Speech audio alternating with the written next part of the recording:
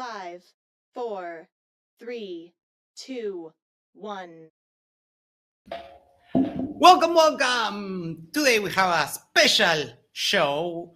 I am Max. This is Kat. And we have Peter Markley, friend of ours, DJ Batman, another friend of ours.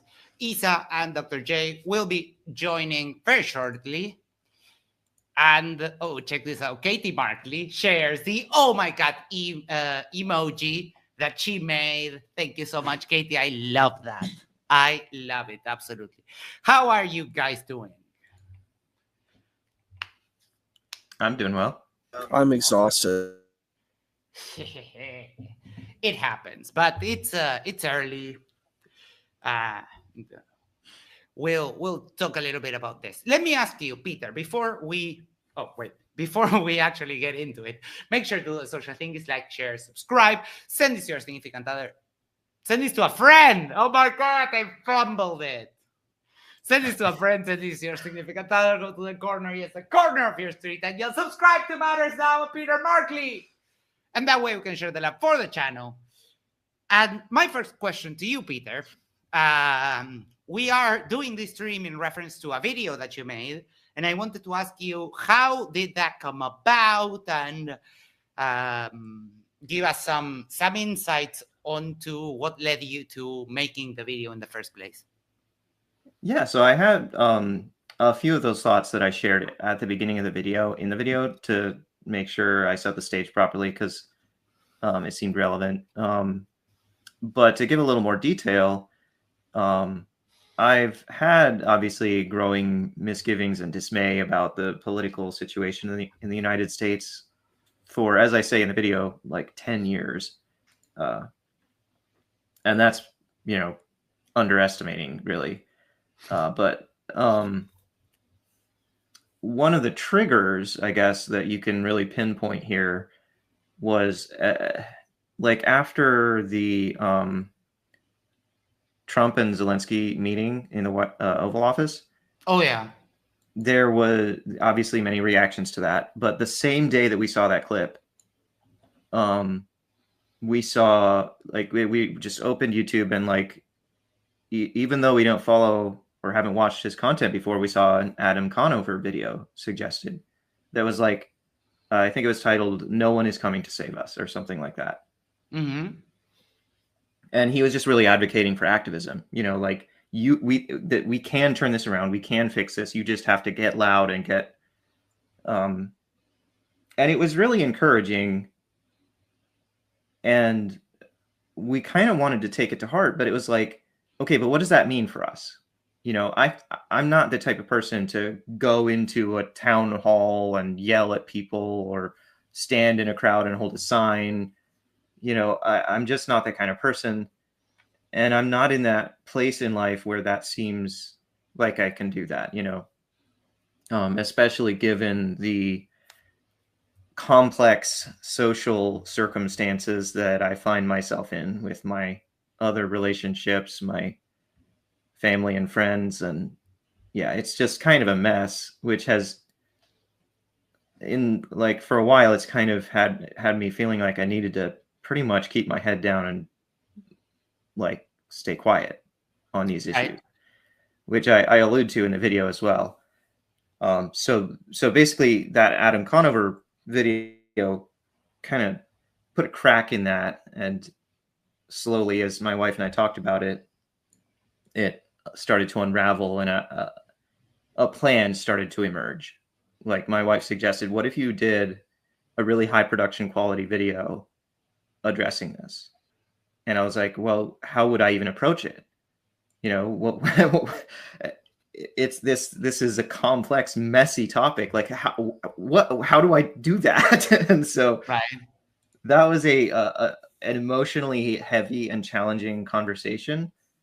And I, as I was talking about it, I started to sob and realized, like, okay, this is really a big enough deal. I probably have to do this. Mm-hmm. And that plan started to sort of formulate into something actionable. And did you script it, or was it just you speaking? Yeah, I worked on the script for like several weeks and followed it almost word for word, as I do with pretty much all of my videos. I'm not like, you get a very different version of me when I'm talking unscripted like I am right now. You know, lots of pauses, lots of ums, and as I'm sure that's true with everyone, but like, I just, you know, for a video like that, it seemed important to, yeah, plan out the words. Right.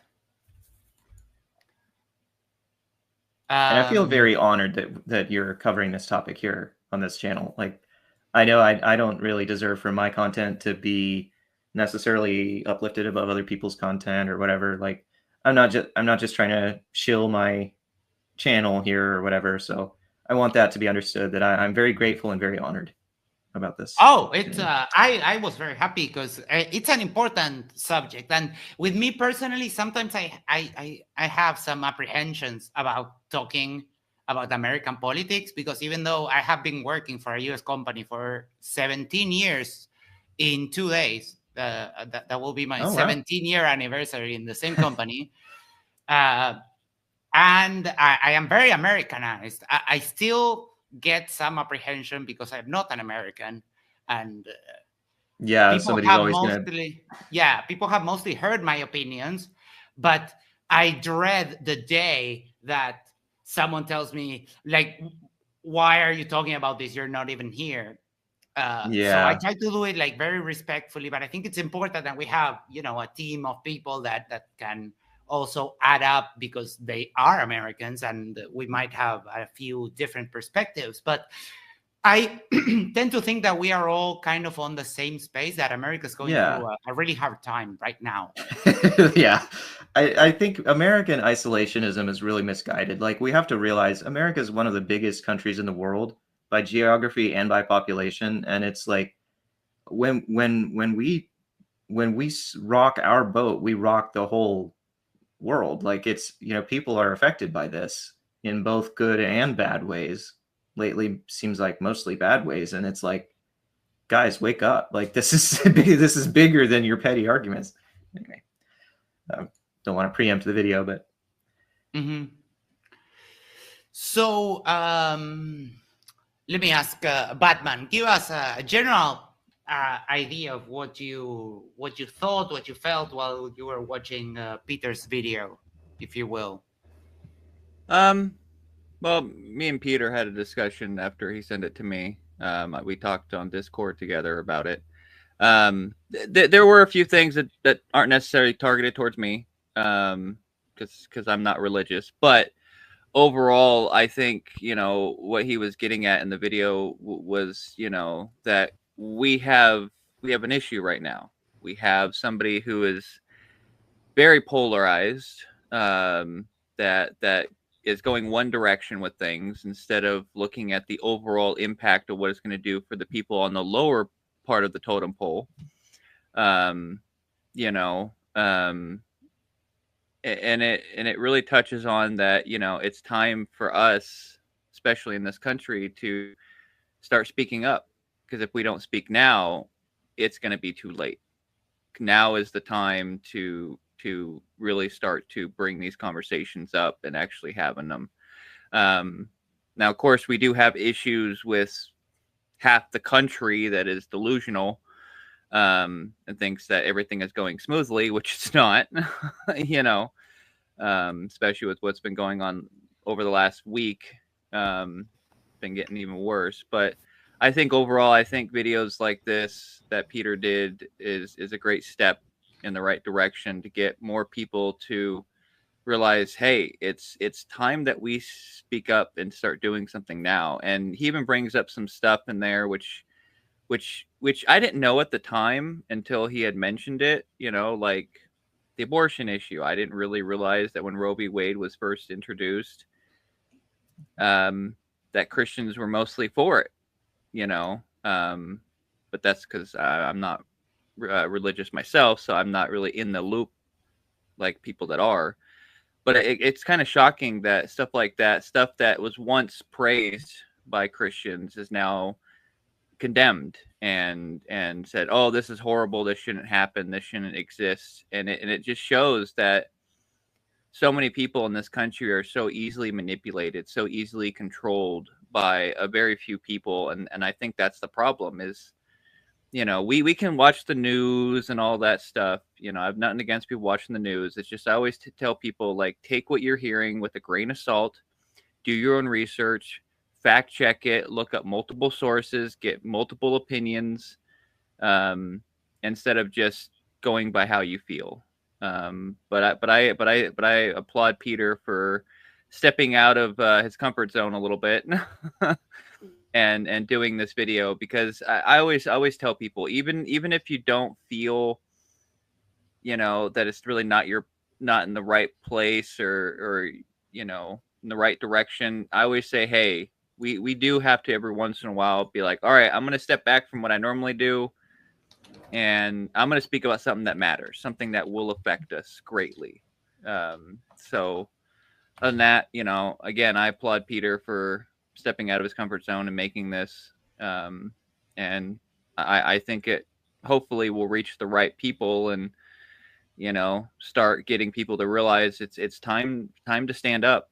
You know, no more sitting down. It's time for us to get together, and we need to stop this before it gets worse. So, I mean, because we already know the plan. There's literally the book Project 25 2025 that exists that people can buy. It's literally all laid out. And there was a person I watched a video that was talking about it, saying, if you buy the book, start at the very end and work your way forward, so you know what's coming ahead of time and where they're at now. So, all right. Yes, sorry. Go ahead, Peter. Oh, I thought it was you. I was going to hand it over to Isa. Right, give us some thoughts, Isa, on like an overview of the video, and then we'll dive a little bit deeper. Well, Yeah, I'm going to tell you what I... Oh, I'm sorry. No, go ahead.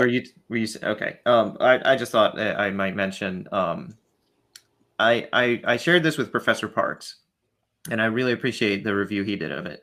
But one thing that I think he might have missed was that, like, he seemed to take it as like a thorough manifesto of my up-to-date current political views, and that's just not what it was. Like, I think it's important for the audience to keep in mind, this is basically me trying to use kindness to talk down a bully. You know, this is a very specifically crafted presentation for a specific audience, like an open letter to that audience. And yeah, I'm trying to be friendly and diplomatic to an audience that really doesn't deserve being friendly and diplomatic toward. But that's the whole point, is that it doesn't matter. We just have to do something. So anyway, hopefully that helps. All right. Isa? Okay, you know what's interesting is I felt this movie reminded me of a Michael Moore documentary. I don't know if that was your intent, but that's what I felt like. I've seen pretty much all of them, Roger and Me and Bowling for Columbine, and he does the same thing where he kind of explores his own life a bit, and he talks a lot about political things, and he talks about faith. You know, that's kind of the work that he does. And it seemed very similar. There's a kind of I love the animation. There's a kind of a wit there, and there's a certain kind of humility that's also present. So it kind of felt like a documentary like that. So I thought it was kind of heartwarming and appreciative. It's kind of, I think, the route I would take if I were going to do something like Thank this. you. It's not aggressive, which I think is a good thing, especially in media nowadays. It's super hyper aggressive, and so I like that. You're welcome. So that's kind of my overview. The part that resonated with me the most is when you talk about and you read the inscription that's on the base of the Statue of Liberty, because I had a debate on the MDD Discord with a couple of derplings that they were talking about how America should focus on remaining white and Christian and that kind of stuff. And my argument was, America has always been a melting pot of everything. America has always been the bastion of getting people's freedoms, and not just for the white. There are some issues there, some problematic history, but in general, the sentiment was kind of always there. And I read that, and the guy went like, "Oh yeah, but that was written by an immigrant." Yes, but it was the government that chose to We're put it all there. immigrants. That's the Right. thing. We're all immigrants ultimately. Yes.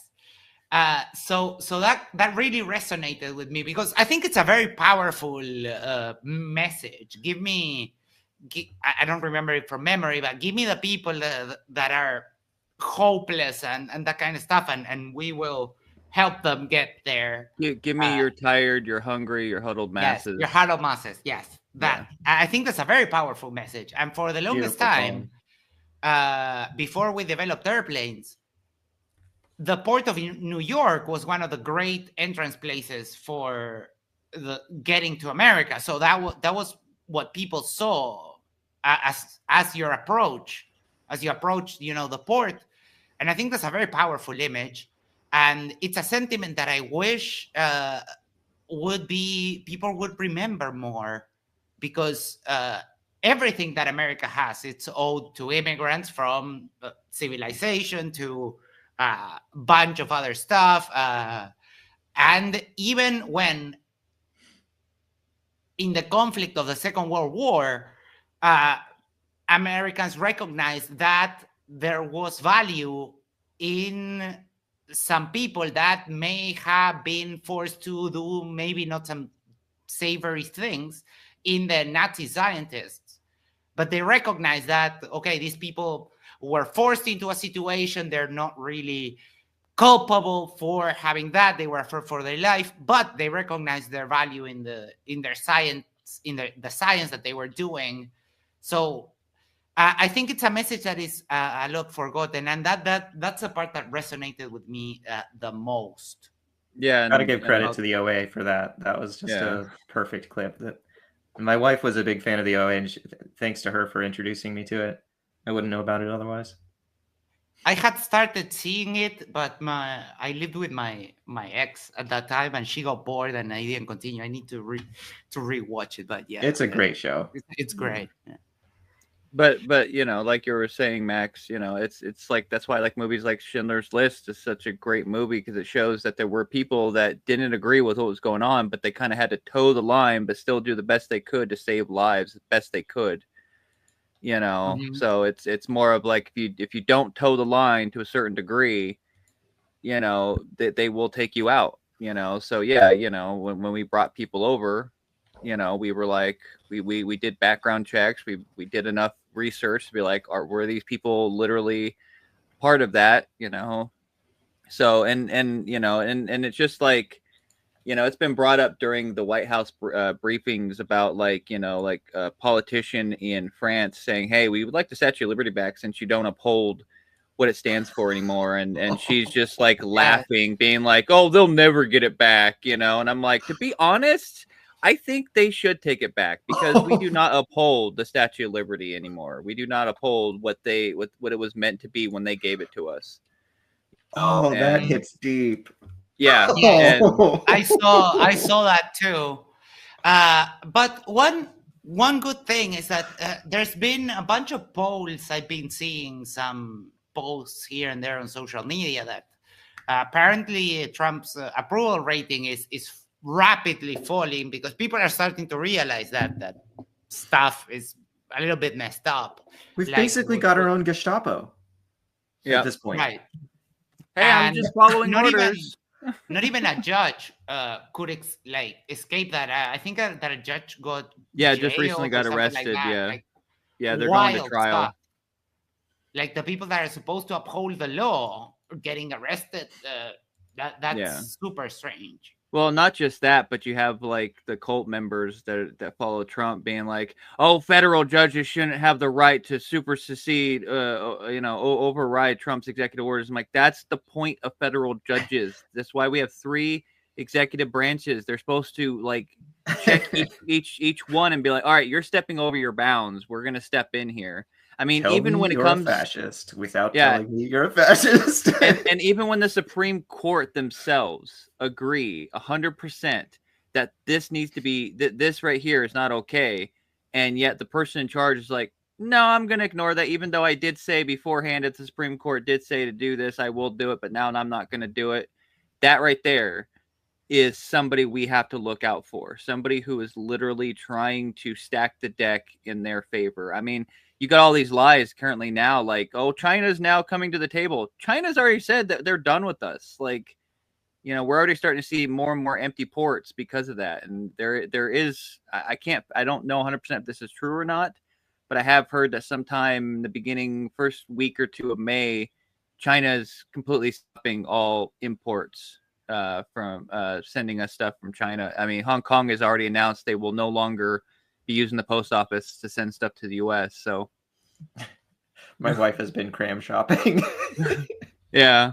in preparation. Even Amazon has recently announced that they're going to start showing how much it's going to cost and putting the actual tariff thing next to it. And the White House has said that they're going to stop that. But I'm like, hey, I give Amazon props. I mean, I still don't like it because it's a big mega corporation, but the fact that they're willing to go that length to be like, this is how much you're going to pay more because of the tariffs. I'm like, cool. You know, at least lets me know that they're showing how much it is going to affect us, the consumer. So. Yeah, that's the tariff thing. It's so wild. I love how he pronounces it too. It sounds like TARFs. Yeah, or Tesla. I love Tesla. I pronounced it, or I spelled it wrong on purpose in a chat to Drunk Debunk at one point, but I don't think he quite got my joke because it was too obscure. I was trying to get at like that's how Trump pronounces it. It was like TAARF or something. TARF. Yeah, he doesn't say words good. So, but he has the best words. Yeah, but I will mention this because I thought it would have been nice to Peter to add it in, but we had a conversation about this, why it just wouldn't have fit. But the fact that Trump claims to be a Christian, which I mean he could be, but he's not what I would consider a good Christian. Especially the fact that especially after the bishop, was literally telling him like, hey, you need to treat people with kindness. Like, yes, these people may be illegal or gay or whatnot, but you need to show love and compassion. And you just watch like him and JD Vance just giving these like nasty looks. And then when Trump is leaving the church, the news organization asks him, so how was it? He goes, how do you think it was? We're like, we don't know, sir. You got to tell us. He was like, it was awful. I'm like, why? Because he's telling you to literally have compassion and to love those and not demonize people. Like, isn't that the virtue of being a Christian? Well, Trump has said he has nothing to repent for. That's the antithesis of being Christian. Yep. So I mean, how more clear can he be? Yep. Yeah, a good Christian.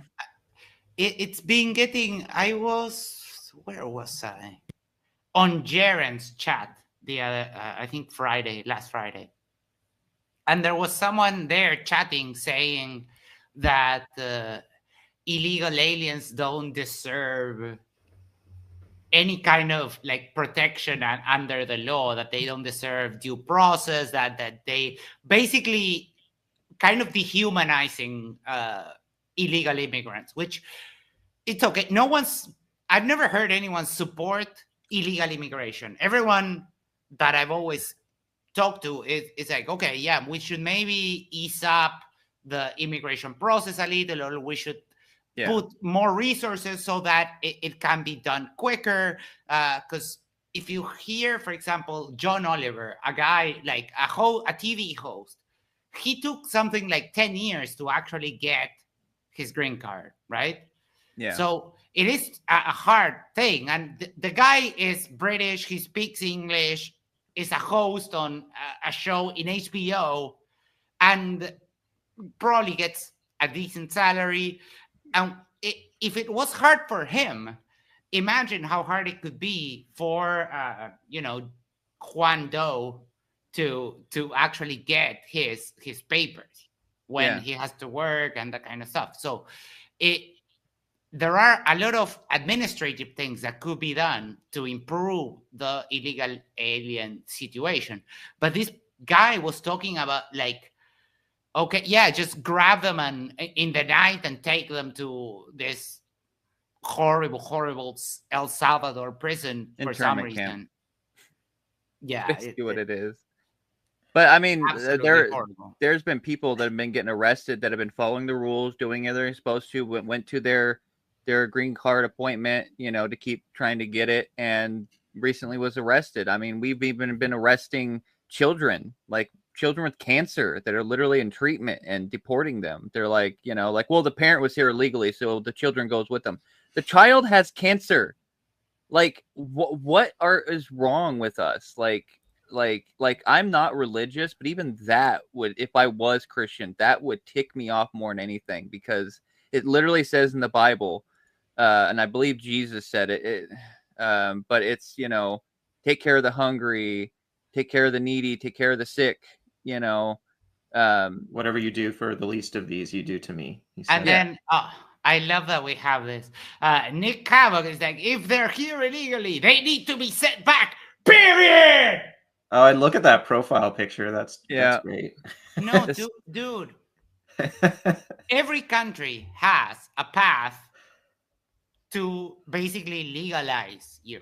And the problem is that if the process to emigrate legally is not easy to access, then you get into those situations. It is the system that is forcing people to be illegal for a period of time until they can get their papers worked out. So, and don't tell me that if they're here illegally. Yeah, they're here illegally because you don't have a good process to emigrate. Yeah. It's a fundamental failure to think of the other person in, like, put yourself in their shoes. The golden rule that Jesus taught, do unto others as you would have them do to you. Like, let's imagine if, like, when the Pilgrims came over on the Mayflower, the Native Americans here had an advanced civilization with laws and comparable, where we would have to go through a customs process. And imagine, like, if the Pilgrims were trying to seek asylum there from the religious persecution they were fleeing from, and the Native Americans were just like, yeah, but you came here illegally and you got to go through this, like, lottery process, and let's send you back. Like, where's the Christian love in that? Yeah.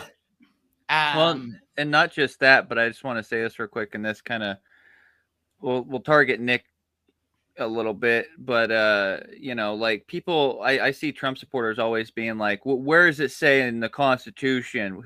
These people are supposed to be constitutionalists, uphold the Constitution and love the Constitution, but yet don't realize it's literally in the Constitution. Anyone who resides in the United States deserves due process. The people, doesn't say citizens, it says people, deserve due process, because even the founding fathers at the time realized that, people coming into this country, we need to give them due process, whether they broke a law or not. They still deserve due process. And I've heard Trump people be like, well, what about January 6th? They didn't get due process. No, they got due process. They got due process.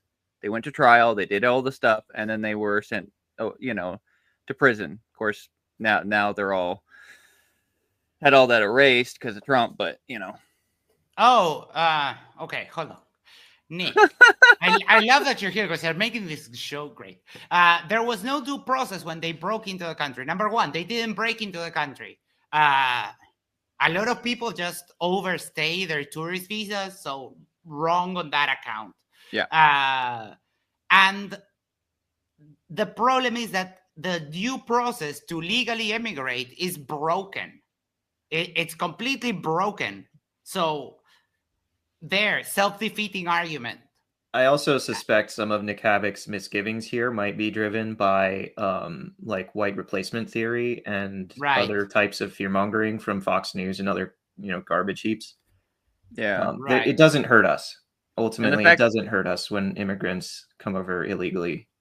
No, because and there's this whole narrative that, a lot of it came directly from Trump. Oh, they're sending us mental health patients, and they're sending murderers and drug dealers and yada. Oh, Nick, oh, you had to go there and get yourself banned. I'm so sorry. I'm going to show everyone how horrible you are. Bye. Didn't take much to draw that out. Oh, Wow. That's really, really racist. yeah. Bye.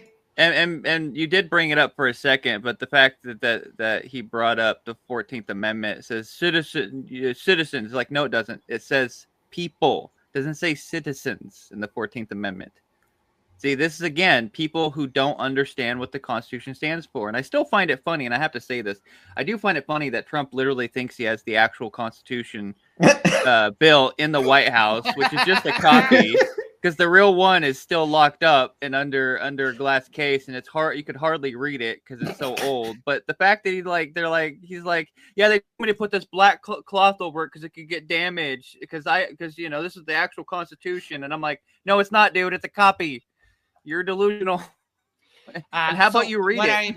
What I was saying was that the narrative is that these countries are sending, not that just like an individual chooses to emigrate, that there's some kind of organized effort by a country to get rid of their criminals by sending them to another country. That is so far-fetched. Like, It's so basically a far-fetched. conspiracy theory. Right. No one has ever done that. No one ever. Yeah. And even if that were happening, the response, oh, you're mad. You're mad. Okay. Assigning a value system to the level of testosterone is cringe. I think you might be on a really low T. Maybe rub one off and it'll blow over, buddy. I think this is the definition of toxic masculinity. Like, that's literally what toxic masculinity is.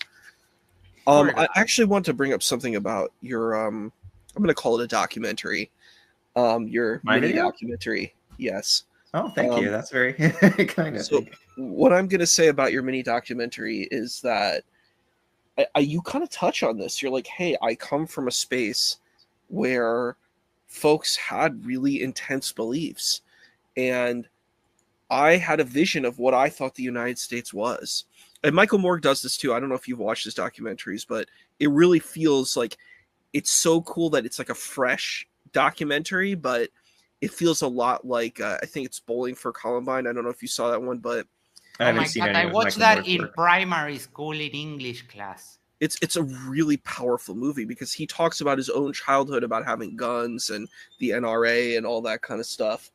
And Honesty goes a long way, I think. Like, I don't have all the answers, you know, and if I say that to people and they see that I'm just being honest, then it probably helps them, you know, empathize a little more with my point of view. It's just that simple. Yeah. Plus, I want to say this because I keep seeing people bring it up a lot. Is, you know, oh, well, we don't want these criminals. I'm like, you literally have a guy who's president who has a huge rap sheet. Okay, a huge rap sheet, and he is still able to run the country. If any average person, any poor person in this country had the rap sheet he did, they wouldn't see the light of day, you know. And the fact that, you know, he hired RFK Jr., who his family had done some messed up stuff. I believe his aunt, I think it was lobotomized when she was young, way back in the early 1900s. And, you know, and the fact that he recently hired a man who has no medical degree, who did chemical castration on autistic people back in early 2000s. And he's going to be in charge of trying to solve autism and figure out the cause of it and all this stuff. This is the problem. When you put in actual bad people, okay, like, and I consider them worse than anybody we have currently locked up because they are literally in charge. That's going to affect millions of people, probably even end millions of people's lives. So, you know, and it bugs me when they keep hiring more and more awful people that aren't qualified for their position, saying ridiculous stuff, that have done awful things. And it's just getting worse. It's like, if you're going to be against criminals, then be against the guy who's in charge. he has a huge rap sheet, you know. So, and lots of scams too. He's scammed billions out of people. So so there are there's a lot of things like in today's world, the isolationist trend that the US is on, it's a vicious circle of generating problems and not fixing anything. Because, okay, we have tariffs in place, supposedly with the aim of increasing American production, right? The problem is that if you don't have people, you can't produce. And if you're massively deporting the cheapest labor that you have, then how are you going to get any of that accomplished? Yeah. And there are some things that the US does not have. Like the US, fortunately, is very lucky in that it has a lot of natural resources and stuff. But there are things that are not available because I don't know.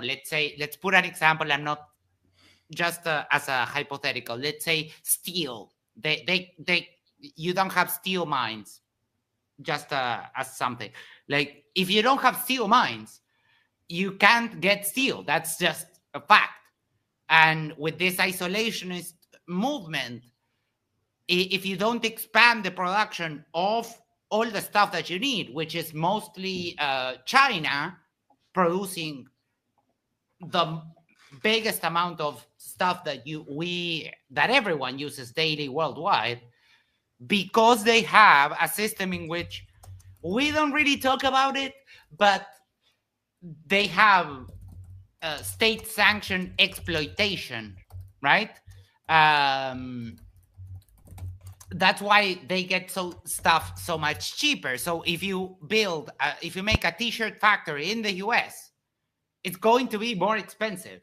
It's cheaper to import t-shirts from China because the retail price for the t-shirt will be cheaper, even with the freight, with a transatlantic or transpacific actually freight from China to the US. It's cheaper than making the t-shirt in the US. Yeah, and I will speak to this because I have made t-shirts in the past, and usually when I buy shirts, I go to a specific website that has t-shirts made all over the world, so I can choose where they're coming from. But my average cost for a t-shirt is between $5 to $8 a blank, right? And one day I was like, I'm gonna see what they have for American-made t-shirts, because I know there's people that want American-made shirts, so I looked it up. The minimum I can buy a blank that's made in America, minimum $15 a shirt, minimum. So just to make a shirt at that price, I'm gonna have to charge around $40 after all the labor, the work that goes into a shirt, just to be able to make a profit, and the original way I would charge $20 for a shirt, so I've asked these people, I'm like, okay, you want American made stuff, are you willing to pay $40 for a shirt? Half of them say yes, half of them say no. And, and then I say to the ones that say yes, I go, okay, what about the average person who barely makes enough money? $40 is a lot of money for a t-shirt, so it's people don't look at the fact that, yes, we can produce stuff in the US, but to actually take things into account. And I ran many of these ideas through ChatGPT, and I will admit that, basically, from all the information that it could gather and the information I gave it, it would cost between $3 to $5 trillion and take between 10 to 20 years to get all the manufacturing back. But here's the problem. A lot of that manufacturing is going to be automated. They're not going to have people. And this is the thing that a lot of people are being delusional about, is they think they're going to be bringing back actual American jobs. No, it's going to be automated. Do you think these companies want to jack their prices up really high and make less sales? No, they want to keep the prices as close to the same as possible so they can keep racking in the money. But if they go automated, guess what? They don't got to pay anybody. Machines don't complain. Machines don't protest. They can work 24 hours a day. They don't need raises. So yeah, they're going to automate it, and that's going to be the big problem. And not just that, but when it comes, and I'll say this last bit, I'll let you go, Max. a lot of people don't realize that people who are here, even if they are illegal, they pay a lot of money into especially things like Social Security and other things. Like I've looked it up. They pay into Social Security every year $97 billion. So That's a if you lot of remove money. all those illegals, there goes a lot of that money. So people on Social Security are going to struggle. All right. Coco Rose, so glad you'll have the male thoughts and opinions wrapped up. Do you really think that this is like a male or female thing?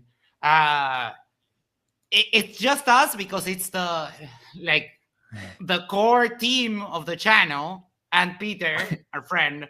But Coco, if you feel that you might add a different female perspective, here you go. There's the link, and you can click it and join us and give us all your. I don't think this is a male-female kind of a thing.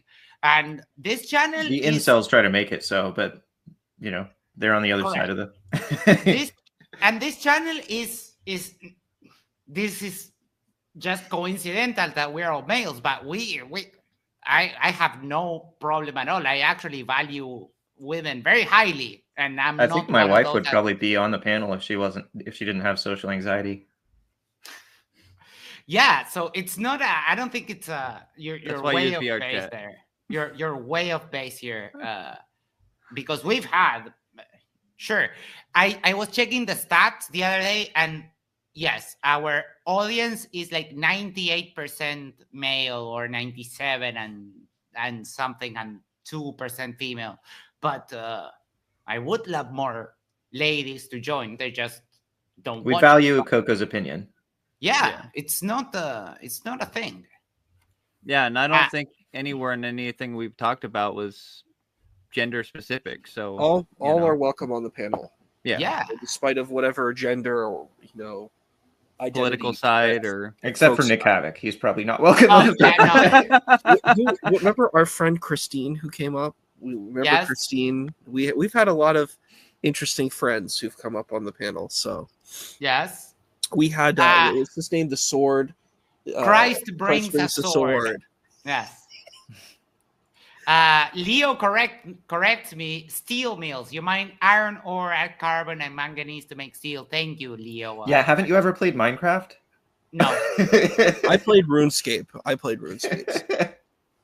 I'm sorry. It was just on the spot and I failed. I'm sorry, but thank you for correcting me, Leo.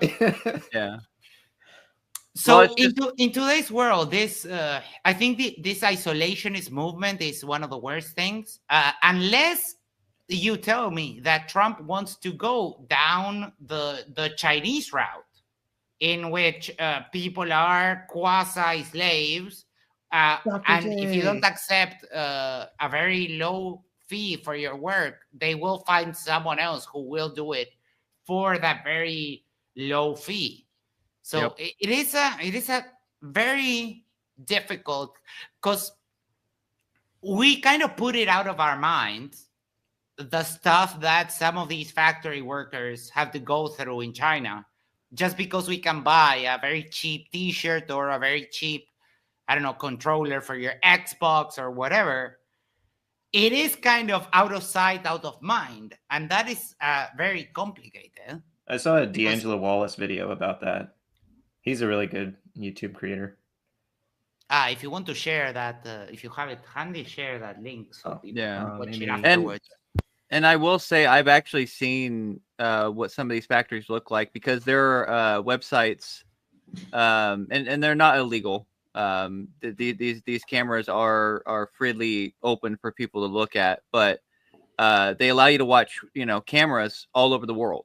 And I've seen some of these factories, and it's just like, my goodness, I don't know if I could do that. Even some of the videos they've shown of people, like, they're just so good at their job because it's so monotonous. They're just literally like pumping things out quickly. But there's also not a lot of health regulations. Like, during COVID, I watched videos of what they were doing to masks when they were making them, stomping on them and whatnot.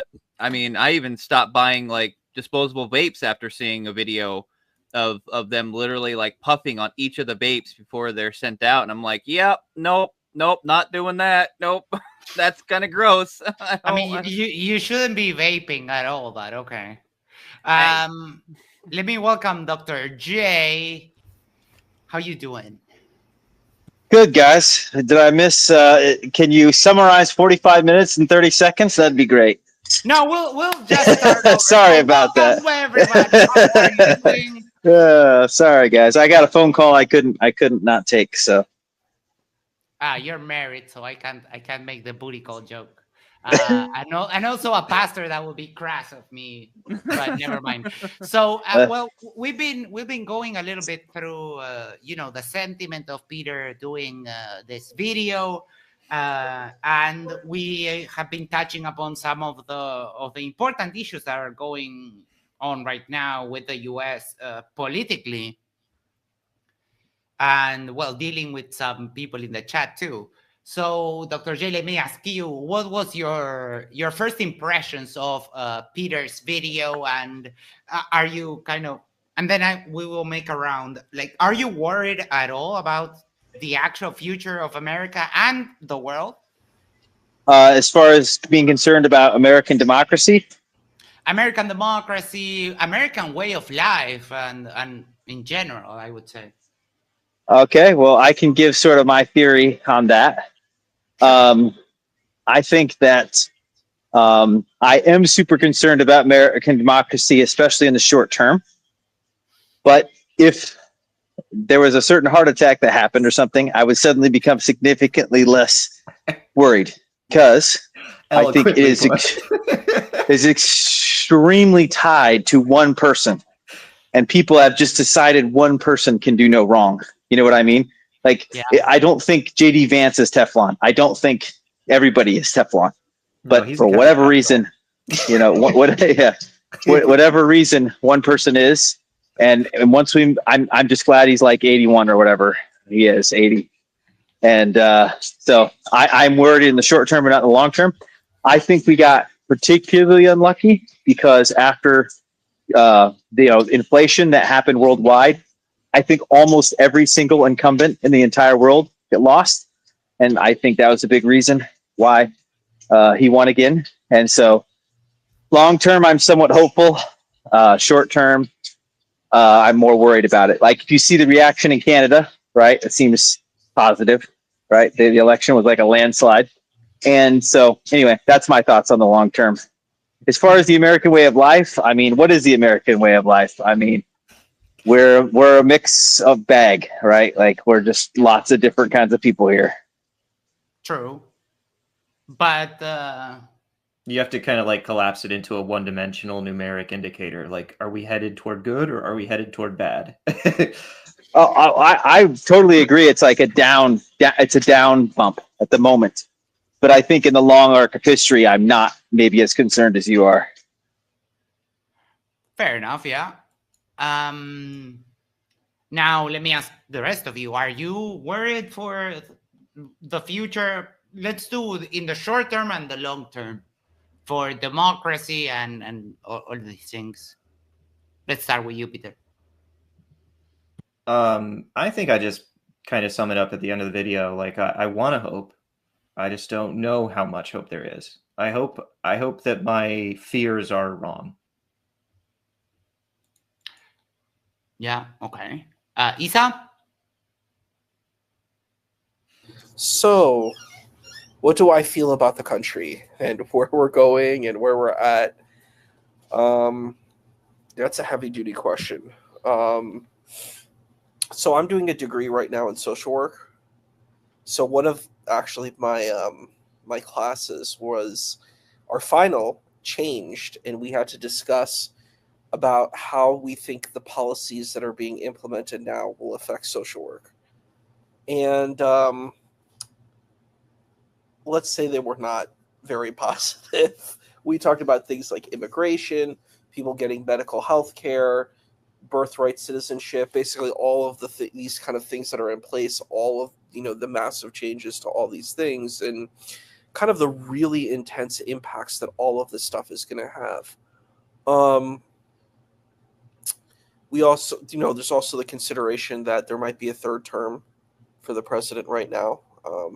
Oh, That's please. maybe kind of concerning for a lot of Especially folks with the Trump because 2028 hats. yeah, and I think if that does occur, there's a good chance that that election could win. There could be a winning of that election, which I think for a lot of folks can be very deeply concerning because we've So you're gonna had turn me certain off my rules. supper later. Huh? You're gonna turn me off my supper later. Sorry. You gotta yeah. be more careful how you drop those bombs on us. I mean, I think there's a lot of things that are kind of concerning, and something that I care about are human rights. I think these human rights in life rights in general are very important. It's interesting. Your video talks about life rights, and I actually do believe that life matters a lot, and it's not just being born, but the quality of life. I believe in quality of life, not just quantity. Quality is more important than quantity, Mhm. and making sure that all the lives here we can have the best quality. And I think that these certain kind of issues that we have been discussing, things like tariffs, can really hurt people in the long run because we're not really considering that. I know a lot of, I have a business. We have a family business. We import things from Kashmir, which is like From China. and China and different places like that.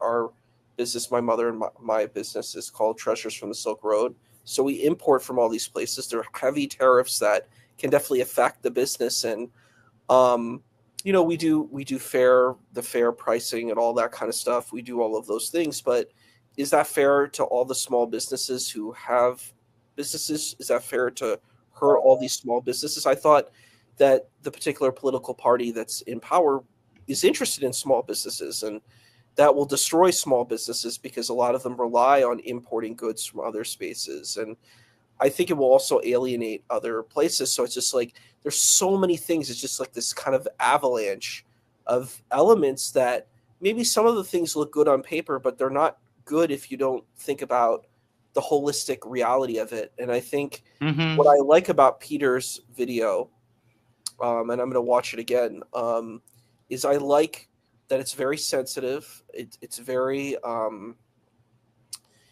thoughtful the way that it's produced, but it kind of engages all of these points that are going on in the world right now, and particularly in the United States. And we need to be aware of what's happening in the United States because the United States is completely involved with the rest of the world.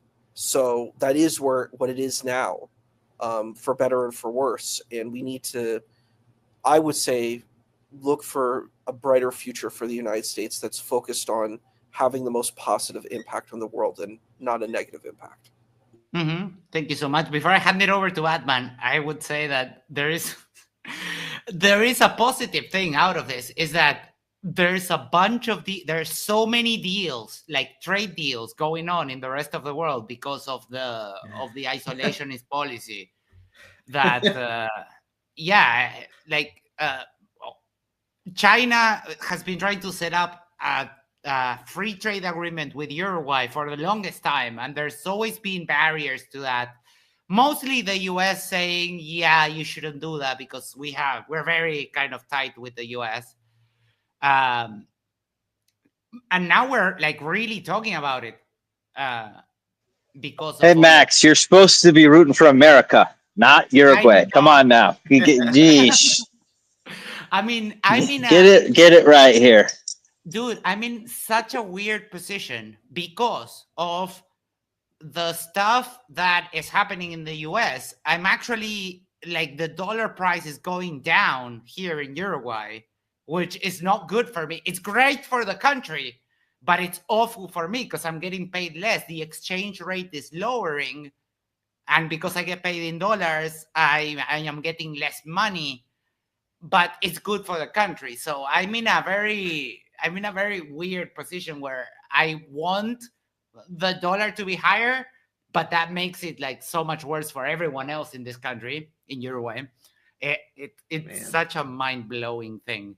Batman, are you worried about the future?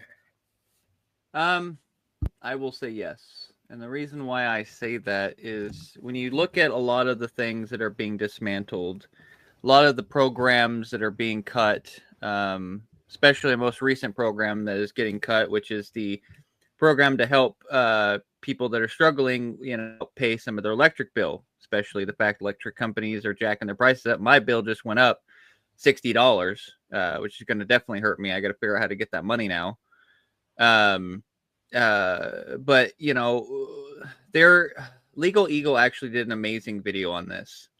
And he points out, which this was before Trump officially took office, but he kind of laid out a bit of what will the future look like for the most part. And again, he can only come at it from a legal perspective. But if you look at a lot of the stuff that's being dismantled, programs that are being changed, people that shouldn't be in their position being put in, it's gonna be a long-term effect. So it's gonna take a few decades to fix the damage that Trump is gonna end up doing. Because like a lot of these programs that took years or even decades to get running, properly, like they're losing everything. So to get those back up and running, it's going to take a long time to get them put back up, get the right people in charge. I am glad that there are some organizations and even governors that are standing up. Others are kind of not standing up because they're scared of getting their federal funding cut. But I'm glad states like Maine, the governor there is just like, I'm not doing anything you tell me, Trump. I'm going to listen to the executive branch, and if they tell me to do something, I'll do it. And even when Trump was like, well, I am the executive, branch, she's like, no, you're not. You're just the president. You can't just tell me what to do. There needs to be a law put into place. But, you got was things. Was that the lady that went after Trump, after all that exchange, the lady goes like, see you in court? Yeah. Yeah, that one. What a badass. What a badass lady. I was glad she did that. And she, he's just like, fine, I'll see you in court. And it's like, you ain't going to win, Trump. But, then you got places like Harvard, who Trump wants to take away the $2.2 billion they get in federal funding, which Harvard does do a lot of good things because he wants to take that money and give it to trade schools. But like, I'm all for funding trade schools. But the problem is Harvard does a lot for the medical industry, science industry, and so many other industries. Like they produce a lot of smart people that bring a lot to improve things in this country. So I am glad, because Trump is telling them to get rid of DEI, and they're like, no, we're not going to get rid of it. Sorry, you can eat us. So this. Go ahead. I was just going to say, I would argue the problem there isn't so much defunding Harvard; it's why they're defunding them. They're saying, do whatever we want, teach what we tell you to teach, say what we tell you to say, or we'll take your money. Yeah. If they want to reprioritize money because they think it's best for the country, that would be one thing. But they are just using it as a funding as a weapon. Yeah, and then that's the problem that I'm looking at. Like like I mentioned about the electricity thing. Like I'd be okay with getting rid of that program if instead of having the program, you go, okay, we're going to go after electrical companies and tell them, hey, lower the cost, make it more affordable for the average person to have it. Then it's fine.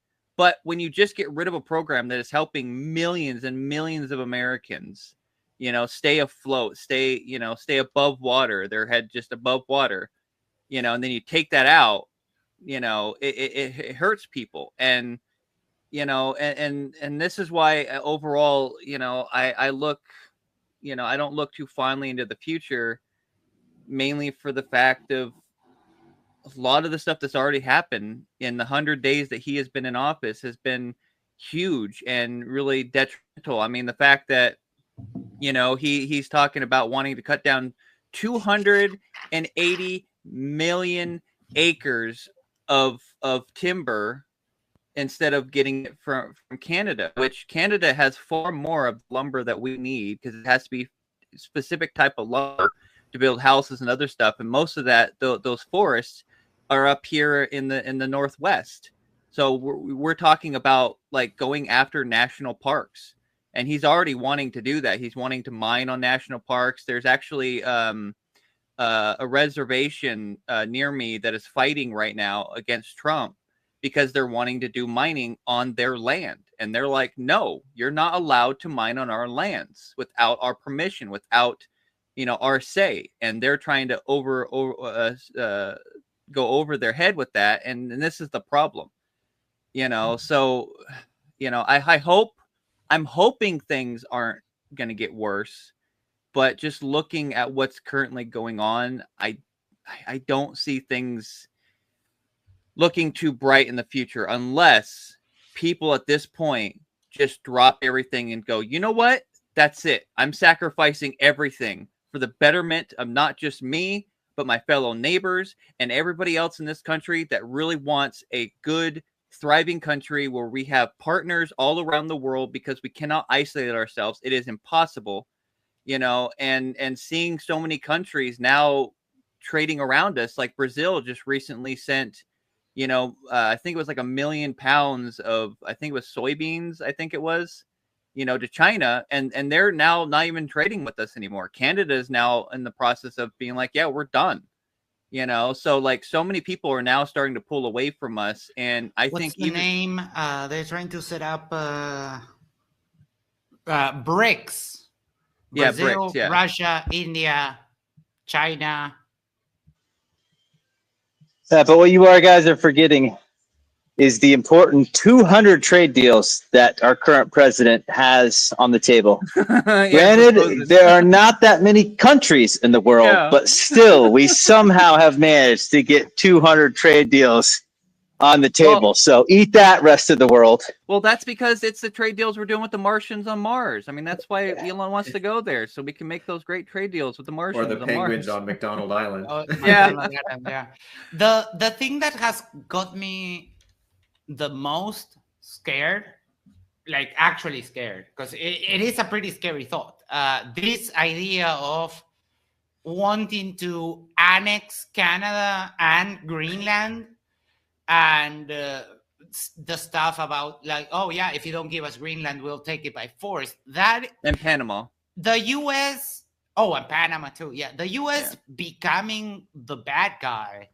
It is one of the scariest things, because the U.S. military is pretty scary, and the weapons that the U.S. has, etc. It wouldn't be good for anyone. Yeah. But out of all of these cuts about saving money, not once is it mentioned, maybe we should spend just a little bit less in the military. Just a tad. Absolutely not. Never. One more aircraft carrier, baby. Gotta have it. Gotta waste another $1 billion on just firing some random weapons just to test them out instead of, While at the same time, for example, we have in the last election cycle, the topic was installed here. Like, does Uruguay really need a standing army? No, we don't. We can't go to war. And even if we go to war or we get invaded or whatever, the U.S. Army would get, the Uruguay Army would get obliterated by 200 Indians on horseback. So there's no sense in having that. Some people say, oh, we need border patrol. Well, you can just make a border patrol unit that they specifically do that. You don't have to have the military. In my country in particular, in the U.S., you need you need the institution of the military, but maybe cut down a little bit. So something I wanted to ask Peter is, from my perspective, not having another election the next time is like my number one, absolutely worried about that is a problem. Otherwise, obviously we could hurt our economy really bad. We could long-term hurt our economy. We could make some stupid judicial rulings. We could do bad stuff, but a lot of that seems like not particularly existential, other than, it's a kind of a downward, going down for a little while. But the not having another election is the thing I absolutely care about the most, like really would be the worried about. I just wanted to say, kind of have Peter rank where that fits among other things he might be worried about. Yeah, that would certainly be near the top for me as well. The only thing worse that I can think of is just human rights violations on a larger scale than we are already seeing. There's still a lot of time for even the current administration to do that. We might start seeing concentration camps, or we might start seeing, I mean, we've already started seeing certain groups of people, innocent people, just disappearing. And it's hard to measure one against the other, because one has symbolic and practical impact on a massive scale, almost incomprehensible if there was just no election next time. And it would certainly lead to more human rights violations. But at the same time, even one human rights violation is already like the worst thing that there can be. It's the reason why we have elections. So it's already failing. The system is already failing.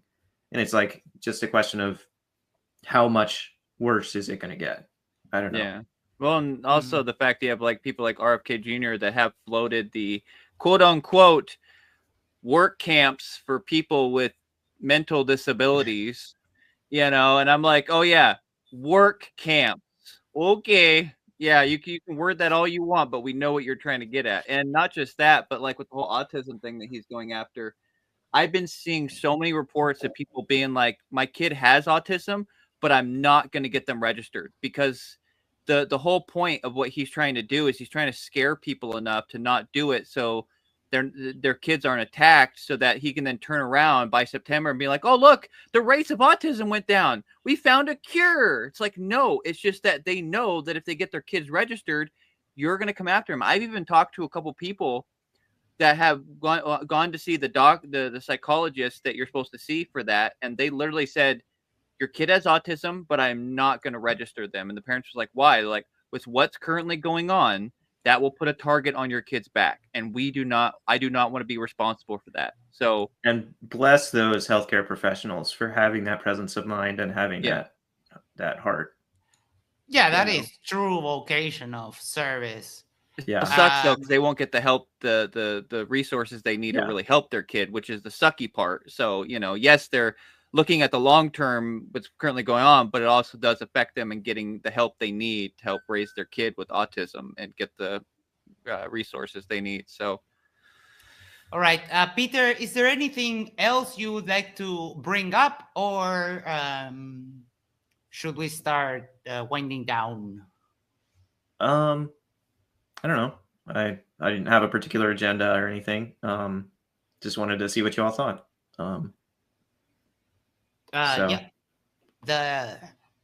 Anyone else want to touch on any other topic? That's something that I've missed, I forgot, or something like that? Well, I mean, there's a lot to touch on. I mean, there's just so much there. But, at the end of the day, I'll just say to people, this is the time to step up. Like, there is no more waiting. We have to stand up now, or things will get worse. Because again, Project 2025 is a real thing. Even though Trump tried to say, "Oh, I've heard about it, but I never really looked into it." There's literally a book. If you go online, I think you can probably get on Amazon or any place like that. But they literally have the actual full book of Project 2025 out there for people to buy. And literally, the people I have seen that have actually read it literally have like the little note sticking outside the book, exactly what has already come to fruition and has already been pushed. So, there is a plan in place, and they literally have given us the chance to actually see it.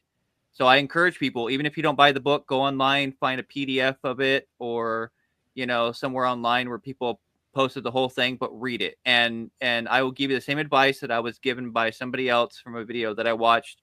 Start at the very end of the book and work your way to the front, so it's coming beforehand, and then you'll get to where they've already done stuff now. But the plan is already in place, and like I said, stand up now. It's time for us to get out there, and we need to do more than just protesting. Though protesting is great; it's a great start, but we have to really start hounding our governors, hounding our representatives, literally just make their phones ring off the hook. Never stop until they stand up and fight for us.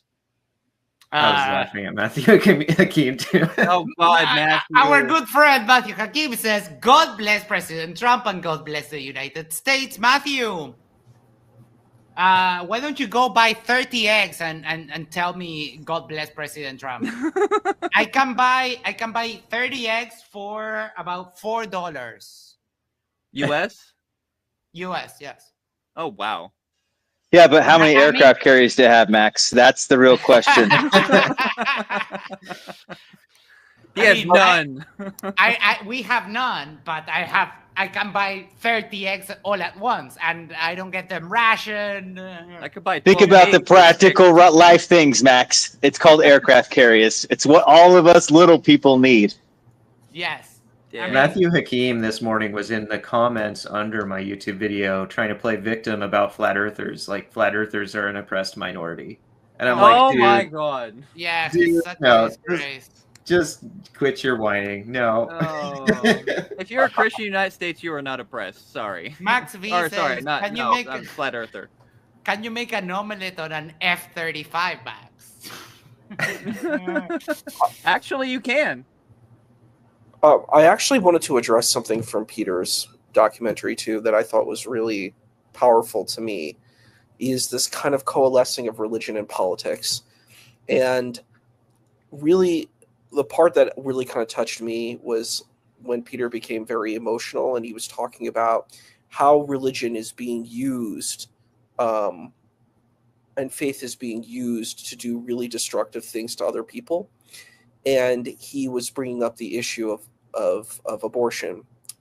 And Yes. I really thought that was powerful because and just the way he edits everything is really amazing. Whatever the team you had to do that, like the editing is really That was just me. perfect. Thank you. Huh? That was just me. Oh, Thank you you. just did Team it. Well, I'm Peter. very impressed. You did a great job editing. Thank you. And you edited this portion, and my mom was I showed it to her too, and she loves it. She's saying that she loves it very much. But you showed this scene where there's like a newscast type of thing going on, and he's an interview, and basically the point is people are saying it's all about abortion, but then you bring in it's actually about race, that people didn't want to desegregate schools. Yeah, You the know, Phil I Vischer actually- podcast. Yeah. Huh? The It was podcast, yeah, Phil Vischer. Phil Fisher, that's it, thank you. Yeah. And basically the part is and I did a presentation for my job on the Voting Act from 1965, the Civil Rights Act of 1965. And I think it's just like really powerful because people really don't know about this. They're very we kind of are taught one type of history, but we don't know the holistic history. And when we investigate, we find out that things are a lot more complex and a lot more difficult and a lot more nuanced. And I think like the point that you put that's so powerful is about the false dichotomy. It's like we think that life is like a John Wayne movie. And it's really interesting when you look at the John Wayne movie True Grit and you compare it to the modern take on it. They're very different movies. They have the same plot, but they're very different movies because the John Wayne movie is about good guys and bad guys. Rooster Cogburn is just a good guy, right? In John Wayne, where he just goes and takes out the bad guys. But then you watch the modern True Grit, the more contemporary one, and it's a lot more nuanced and complex. And these characters aren't just easy good guys, right? And I think the way that you investigated it is like in our history, it's not just this easy. It's a false dichotomy of the good guys and the bad guys when it's really a bunch of complex people trying to survive in life. And we have to look at the nuances, and we have to engage the problematic elements that people bring when they bring these false dichotomies. So I just wanted to share that. I think it was really powerful and profound. So yeah. Thank All you. right. Let's read a couple of messages I have saved. I'm sorry, I haven't paid too much attention in the chat. I've been more focused on what's going on here today. But we'll start with Matthew. We'll start with a happy end, with a happy thing. Wait, where is it? Why? I thought I'd saved it. Where the hell? Damn it. But I will mention why. 1 second. Yes, this one. Leo tells you, Dr. J, hell yes, Dr. J, work those muscles to failure. And then Max said, Dr. J is just bragging now. It's easy to work your muscles to failure when you're not that strong. That's the key. Yeah. That's the key right there. But I will say the camera angle and you like lifting the weights with your face all scrunched up. I was like, it seems like a weird angle to be at right now. Yeah, sorry about that. That might have been TMI on that one. It's okay. It's okay. No, this one first. Uncle Charlie said, the US is a country that has always boasted superior strength. The past 100 days, I have never witnessed a weaker country. You're being drained from the inside out. And I kind of agree, but I don't think it's it's Trump that is like the weakling, that he's insecure and he thinks he's a bully and that he can use the US to bully the rest of the world into submission. It's not going to work. It hasn't worked with Canada, one of the nicest countries ever. And they were like, yes, go fuck yourself. I'm sorry. Well, you heard what he recently said, right? He said that he's not just in charge of the country, but the world. Yeah, that like I'm like, what? What that an is entitled piece of work. that is Yeah. one of the scariest things, like going like full authoritarian, like I want to be the emperor of the world. Hell, Let's play a game of Would You Rather. Would we rather have Donald Trump or would we rather have Matthew Hakeem as president? oh my god, can Oh, I not say? I'll choose the third option. I'll take the lake. No, definitely taking. I have good reasons here. Definitely taking Matthew Hakeem because Trump's very funny and people like watching him. Therefore, he's like has a following. I'm not as concerned about that with Matthew Hakeem. Yeah, fair. Okay, yeah, you have a good point there. Yeah. I choose option C. I will eat a lead salad. That's why I say I'll Leo, choose the lake. the 11 supercarriers our Navy has can alone mobilize more military power and capability than whole as developed countries. We can drop our military spending a bit. Yes. Yeah. I agree, but it never even gets whispered. Like, Yeah. hey, What I got out of that is if 11's good, 12's better. That's what I got out of that. Well, yeah, America, hell yeah. That Kylo Ren And- meme. More. And speaking of that last comment you just read, there's been multiple people that I follow that like to do like, scenarios, like ones if this country went to war with this country, how would it turn out? Well, they did one on what would happen if the US was against the whole world. And they take everything into account, their country's military strength, troop deployments, and all that stuff. And at the end of it, they did say the U.S. could conquer the entire world. The only problem with that would be is it would utterly cripple the economy in the United States to be able to achieve that. So yes, we could with our military power and how much aircraft, jets, and missiles, and everything else we have. We could theoretically conquer the world, but we would cripple our own country in the process. Yeah, and there's also that little problem of a lot of innocent death. Yeah. Just Yeah. lingering details. I don't know. I don't think so. Every time anyone has ever tried to invade Russia, they have failed. And I made the argument the same when this started popping up. I don't remember who I was talking with.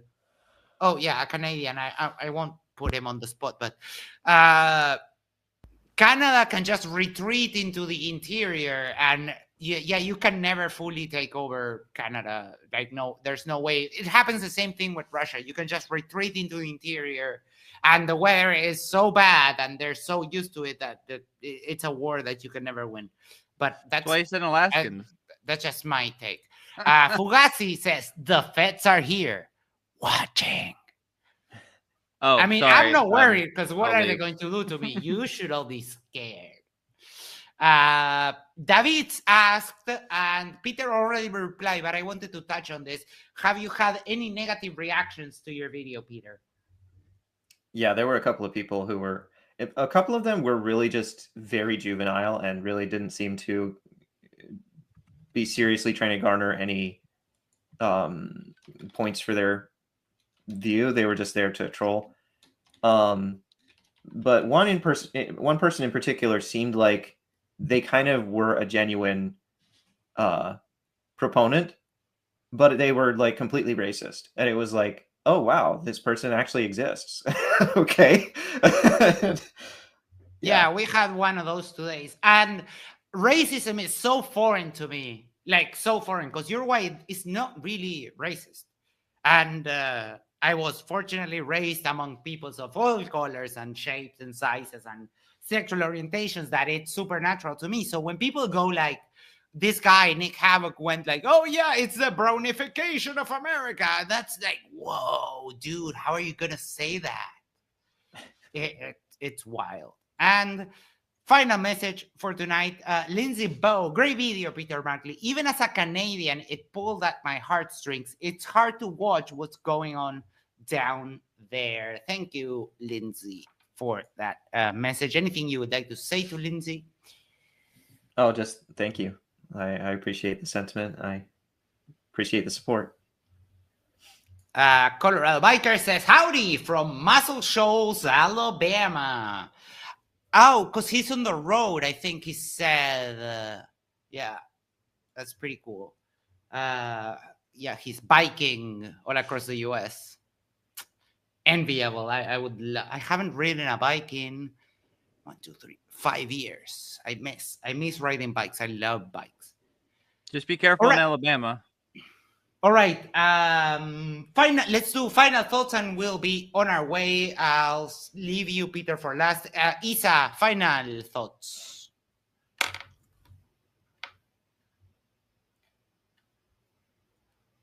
Isa.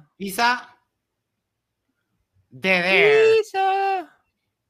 They're there. Isa, you're typing in the chat. I'm calling you. Isa, report yourself. What are you doing? Are you hiding your camera because your booty call is there? Oh, I'm here. I'm here. Oh, I'm here. There we go. Yes. His mom is in the room Max with has them. Max has the right It's message. so funny. Booty call time. Yes. I'm sorry. One day it will stop being funny and we'll change it. But for now, I still giggle. You're silly. It still makes me giggle. You're silly. So final thoughts, Isa. My final thoughts. I am gonna rewatch it again. I think it's really awesome. I think it's an amazing. I think fixing that. There was a little bit of an echo. I think it was really powerful, and I'm really glad that Peter made it. I think I wanted to put the comment in the chat too that I had, and we can show that too. Yep. Thanks. And I think it's an important film to watch, because a lot of films nowadays are they're incendiary. I think they're problematic. Instead of trying to engage with difficult topics with care and, as the documentary says, with tenderness, there's always there's anger, there's hatefulness, there's hostility. And it's interesting, just even being in like the debate realm, that's the way that I try to be as a debater, not to do those things. Try to be thoughtful and caring. And so it's like when I see Peter's work, I see a lot of myself too, because I think I relate to that. I think when you're engaging with heavy topics, you shouldn't be hateful and angry and yelling and screaming. It's really important to try to be, and we're not perfect. We're flawed. We're gonna make mistakes. We might get upset at times, especially when we're dealing with very heavy topics and when people are maybe sharing misinformation, we might react, and we're human. So, and that's okay. It's okay to be human and react that way. But I think the most important thing is that we need to try to take this attitude of engaging these really heavy, difficult, hard things in our society in a kind and peaceful way. And I think Peter does that really, really well in this documentary. And I Thank you. really like his own personal engagement, his own life that he shares with us. And I really like just how he edits it and showcases all these different parts. And I think it's a reminder of what we need to do within the idea of a better future for the United States. The United States is in a bit of turmoil right now, and we want to think for a better future and kind of promote and support a better future. And we need to do that with compassion, mercy, and love, as well as tenderness. All right. Thank you so much. Batman? You know, I think more people should be doing videos like this, whether they're from the US or not. Because, you know, what's currently going on will affect everybody. Because, you know, people always think, oh, well, how could something going on in another country affect me? It's like, well, it's like a ripple in a pond. You know, you throw a stone in, yeah, it's going to take a little while, but eventually that ripple will reach the outer edge of the pond. And that happens even on our world. One thing one country does, things that affect people individually will eventually affect other people. That's just how things work. You know, we all live on this globe together. You know, and we're not going anywhere anytime soon. You know, so we have to work together to build a better society, not just for one country, but for all countries. You know, we have to stop looking at ourselves as separate all because of some lines on a map. Because, you know, it's like some of the astronauts have said that when they went to space and they looked down upon Earth, seeing none of these borders, these artificial borders and all that stuff, it completely changed how they think about life and about how people are on this planet. You know, and you know, and I am glad that Peter, you know, did bring up a lot of the stuff, especially, you know, the abortion thing, which again, I will state again, you know, I did not realize how many Christians were actually supportive of Roe v. Wade when it was first introduced. You know, and you know Most how of us don't. yeah. So, and then seeing how far people have like turned away from things that at one time was okay. You know, and I will bring this up because I saw Matthew bring it up, and you know, I kind of want to put this out there, but you know, especially these Trump cult members, you know, talking about story hour, you know, and I've seen lots of videos on TikTok of people being like, well, why don't they ever go to old folks' homes? Why don't they go do this? It's like they do, but you only want to focus on the story time. Because that's all you care about. You don't care about the fact that these people are literally going to all kinds of places, especially old folks' homes. You know, giving these people some joy, some happiness, because those places suck. Like, majorly, they suck. I feel bad for these people being sent there because, like, a lot of the people that work there mistreat these people. You know, so it's like, you know, we have to look at who people are. You know, yes, people have done things that we don't like, but you know, they need help just as much as anybody else, you know, and we can't just judge an entire group of people based on a few. You know, it's kind of like throughout life, you know, like some groups of people have done things, but doesn't mean that all of them were a part of it. A lot of them were probably against it, but they just didn't feel, you know, that if they spoke out, bad things would happen. I mean, my ancestors, the Irish, when they came to the U.S., they weren't treated very well. You know, even the KKK tried to run us out, you know, or not offering us jobs because they didn't want us Irish people. No Irish should apply. I mean, we were called. You're not white enough. Yeah, we were labeled as orangutans. You know, so Oh my gosh. and Okay. of course, but anyways, you know. I hope more people do videos like this, and I hope that, you know, sometime we eventually, you know, talk more and get a bigger group of people, you know, to talk about this. And I know, Max, that you know, you're not from the U.S., but there are plenty of us that are from the U.S. that could step in and talk about the things, but you could just kind of, you know, get the conversation going for the most part, you know, but, you know, I think it's time for us to really start speaking up and letting how we feel about things. So. Thank you right. again, Peter, for your video. And if you do Before more, I- I hope you do. Before I hand it over to Peter, Code says Bible should be mandatory in schools again. No. Let's play this game. I'll give you the Bible in schools if you also teach the Quran, the Torah, the Bhagavad Gita, and you also teach counter apologetics. How about And that? the scientific and the Satanist Bible too. How about that? Do you feel that that would be a fair trade? Probably not. So Looks like we he had was timed less out for crime 600 seconds. in schools back then. Ooh, wait, what happened? Hold Oh, on. he had some. He used some kind of Operate. sort of slur. Oh, yeah. Okay. Yes. Hold on. Yeah, he I, said I've this. actually never even heard of that slur. I don't even know what that is, and I don't want to know. Wetback is a slur for a Mexican that crosses the river swimming. Yeah. There's also a term Horrible. I've heard for Canadians, which is called frostback, because they're from the cold area. So That seems Yeah. like such a reach. Yeah. to use that as an insult. Okay, whatever. Yeah, horrible. Absolutely horrible. All right, Peter, final thoughts. So, there was something that came to mind which I was wanting to actually get you guys' opinions on. I think I know how you would feel about it, but and it's kind of a random, like, not exactly insecurity, but like self-critique that I had like a couple of times that as I was making the video.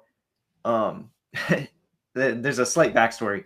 Around the time when I started to plan this video, there was that thing going on between Drunk Debunk and Mikey Smith, and Michael Toon was reviewing it on his live, where Mikey Smith was like crying on stream because Drunk Debunk said some mean things about him or whatever, and trying to basically garner sympathy. Were any of you familiar with that incident? Yes.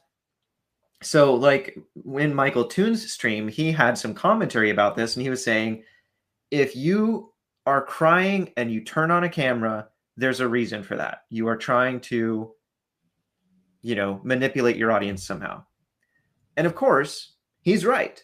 And I agree with him. And basically, I felt like my situation was different. And I had to think through, like, what is my justification for that? Mm-hmm. Like, in a sense, yes, I am trying to manipulate the audience, but it's not in a dishonest way. It's like, I have these feelings. They are real feelings. I was literally sitting on the floor in the other room from where I am now, sobbing, and my wife was trying to comfort me when I was thinking about these things, like in that conversation after the Adam Conover video, and like trying to dredge back up all these buried feelings. And it's like, this is real, and it's also important, and these topics are dangerous. We have to, so there was a specific, like, coherent and well thought out reason why I felt like it was important to show the raw emotion on camera in public. And I think there is a place for that, even though obviously in other cases, like in Mikey Smith's case, it can be abused. So I guess I was just hoping I for... do. I share the exact same thought, because Mikey, he was just putting all the act. He was just like, oh, I don't even, like, in his video, it was like crocodile tears. He was like, ugh. But well, I was accused doing... of having crocodile tears. Oh, people actually. are so dumb. You started doing the video, and then it kind of hit you. Like, for example, on my 1-year anniversary stream, I got a little bit choked up. But it happened like as a natural progression of things. I don't think I don't think it was like the same way. And emotions are not bad. And we all get seen here. And I'm always smiling and that kind of stuff. But sometimes I am sad. I am generally on the happier side, but sometimes I do get sad. And we do kind of put this facade of everything is okay, because you don't want to just we don't want to turn this into like a pout fest. Yeah, it's but usually I supposed to didn't- be private, like, you Right. know.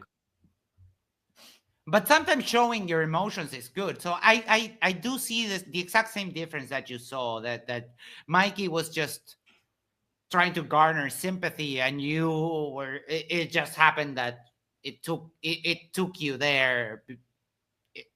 I didn't see anything wrong with that, but people are idiots. That's Thank you. one of my mantras. So, what did Batman and Issa think of it? Yes, and we'll close it out. Anything else you would like to add, Batman, Issa? Were they crocodile tears? I don't remember much about it off the top of my head. But I don't know. People really need to stop attacking each other at the end of the day. You know, even if we disagree with people on things, that's fine. I mean, nobody's going to ever agree 100% on everything. It's impossible. Unless you're in a group think. But other than that, you know, it's like we have to be willing to hear opposing ideas and maybe think maybe if we're wrong or not. But, you know, people need to be more kind to each other. You know, like I've had conversations with people and I've disagreed 100% what they do. You know, and I try to stay calm. The only time I usually get angry is when they start treating me like crap, and then it just boils up to the point. It's like, okay, that's it. Cap's coming off. I'm gonna explode now. You're getting it. So, but most of the time, you know, I like having conversations with people, even if I disagree. You know, because that's how the world functions. Is we have to disagree on things sometimes, but at least come to a common consensus on things. So, all right. I don't think I have much final thoughts. Just a couple of messages to read by the end. Oh, no, I read this one. Matt B says, the difficult part of standing up for America is knowing how to spend your energy. I'm out protesting and calling politicians, but would love to work smarter with limited time. Yes. And that's Colorado- probably going to be a different answer for every person. Yeah, because it's your possibilities, where you are, like physically. There's a bunch of stuff that goes into that. But if you're doing something, I think that's good. Whatever that thing is, I think that's good. And we can always put our little grain of sand from here and that kind of stuff to try and bridge that gap. Colorado Biker was telling me before that he went to a sound studio where Leonard Skinner, Rolling Stones, Cher, Willie Nelson, Paul Simon, and many more recorded albums. Oh my God, I'm dying with envy. Sound studios are just so great. are you sin, Max? And then says, roll call. Everyone needs to like, share, and subscribe to Matters Now, or we're sending Scientologists to your house. Oh for God, not e-meter Scientologists. E-meter Or you go to reading the break room. and recruitment. I have one. I'll send Matthew Hakim to your house with supplies enough to stay for a month. So If you don't subscribe, like, and share our stuff, we're sending you to the back rooms. make sure to do the social things, like, share, subscribe, send this to a friend, send this to your significant other, go to the corner, yes, the corner of your street, and yell, subscribe to Matters Now. And that way, and Peter Markley, and that way we can share the love for the channel. I'll forward you over to FPFE, who is doing a membership drive, and we'll catch you on the next one. Thank you, Peter, for letting us giving us the idea of doing this. It was fun, and more than fun, it's an important conversation to be had, especially right now. So thank you for choosing us to want to have this chat with us.